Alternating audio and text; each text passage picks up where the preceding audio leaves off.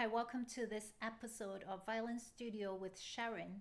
Today we are going to look at two separate excerpts, both taken from String Builder's Book 1. We have number 51 and 53.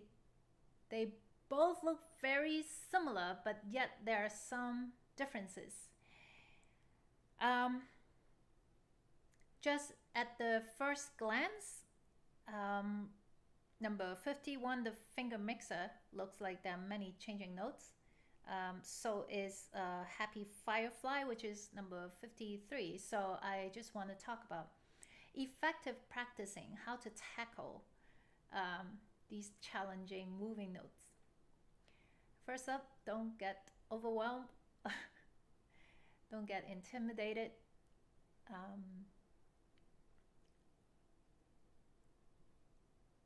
The best way to start is to look at smaller chunks. So let's take a look at number 51. Where are most of the notes? Yes, they pretty much are along the D string, except we have two open A's. So let's omit the open A's. Everything is on the D strings. And another thing that I will look at is repeating patterns, because anytime things are repeated, that helps make things easier. If I can play it once, I can play it 2 times, 3 times, 4 times. And in this instance, it looks like the first measure repeats 4 times throughout the whole song. So why not start with that? So let's say day 1 of your practice, you learn measure 1. If you just started with the bow, perhaps omitting the bow, just learn the left hand fingers without the bow. So perhaps we can just pluck the string, put the bow down, and just focus on the left hand fingers. I have D, E, F, D. And so I take a moment and think about my left hand frame, D, E, F.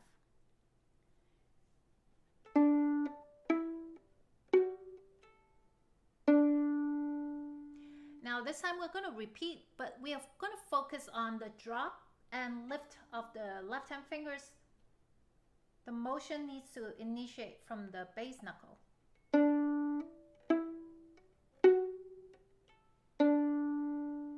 Can I do it one more time?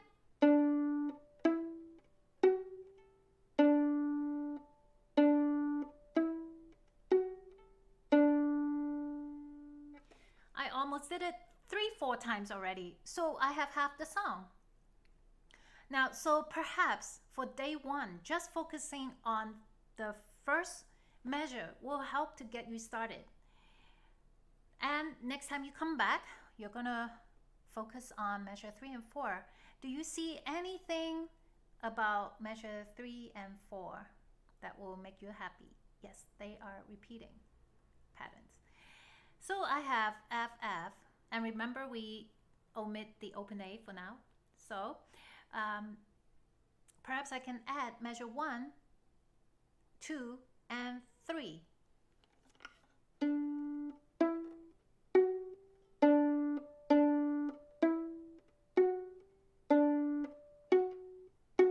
I don't mind the A if I'm plucking.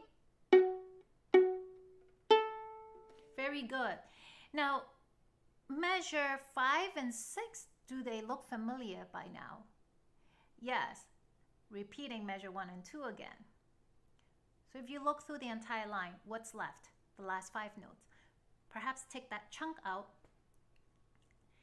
But remember, we're omitting open A, so we only play F, E, F, D, which is the last 4 notes.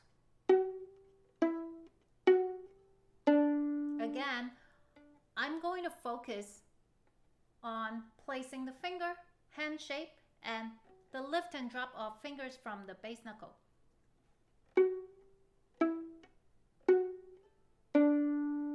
Now how about this time I add the A back?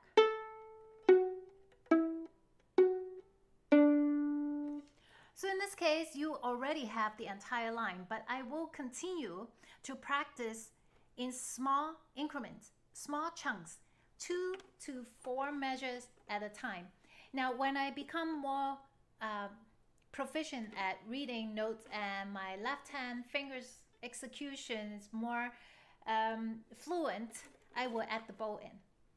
And knowing that most of the notes are on the D string, again, omitting the A string at this time. Repeat the entire process, but this time with the bow. Now, if you need extra help on how to draw the bow on the string, please go back to previous episodes. There's one on how to place the bow on the string, how to string cross, as well as what to watch for when holding the bow. Now we are going to look at number 53, using similar technique in learning new notes. Now this time, most of the notes are actually on the A string, so perhaps the whole thing is on the A string. Except we see here and there open E, which is on the top space 4. So what do? Omit the open E. Only isolate notes that are on the open A. Those are the moving fingers. Second thing, I'm going to look at only 2 measures at a time.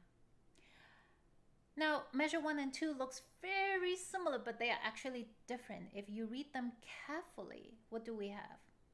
A and C, but look again. A, C, A. Measure 2 is very tricky. A, C, B, A. So I guess I'm going to start with measure 2. Again, without the bow, just plucking. A, C, B, A, right? So what finger is that? A, B, C is O, 1, 2. A, C, B is O, 2, 1. So perhaps take out these 4 notes, repeat it a couple of times.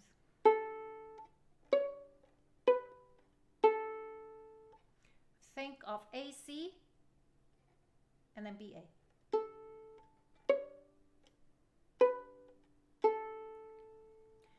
Now, notice every time you skip a note, for example, you're going A to C, you're skipping B, but you still want your first finger to be there as a guiding finger, so you can locate your second finger. So never lift your first finger away.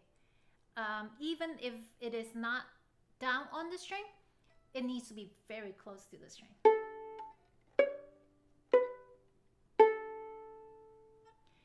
For me, I prefer to actually place 2, 1 at the same time. So even though I'm playing 2, because 1 is coming up right after, so I place my 1 and 2, both fingers down at the same time. Prepare. Again, focusing on lifting the fingers from the bass knuckle.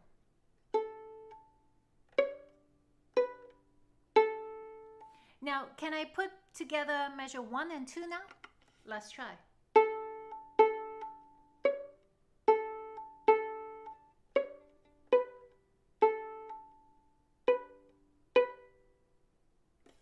That's right.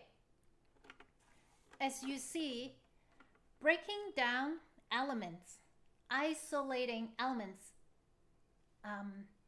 into smaller chunks, perhaps down to 2 notes at a time or 4 notes at a time,